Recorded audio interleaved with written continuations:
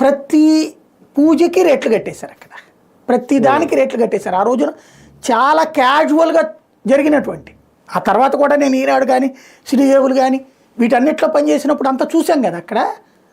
అప్పుడప్పుడు లేనంతటి దోపిడీ గత 10-15 ఏళ్లలో నుంచి జరుగుతోంది.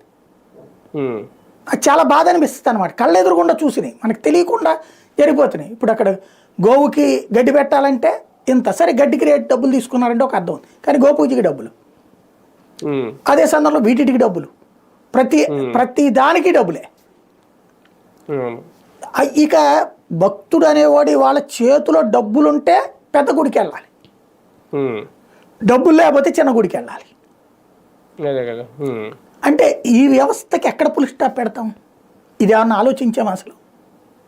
రెండవది, ఆలయాలకు సంబంధించినటువంటి కార్యకలాపాలలో నిర్వహణలో రాజకీయ జోక్యాలు లేకుండా చూడటం, నిర్వహణలో భక్తి భావంతో ఉండేవాళ్ళని చూడటం. చైర్మన్ అయినా బోర్డు మెంబర్లు అయినా వాళ్ళు సేవ చేయాలి అక్కడ. వాళ్ళు విఐపీలు కాదు, దేవుడికి విఐపీలు ఏంటండి? దేవుడు అనే ఆయన దగ్గర విఐపీ ఏంటి? దేవుడు అనే విఐపీ దగ్గర నువ్వు భక్తుడివి, నువ్వు భక్తుల కంటే అధికుడివి అన్నటువంటి ఉద్దేశంతో ఏంటి అసలు?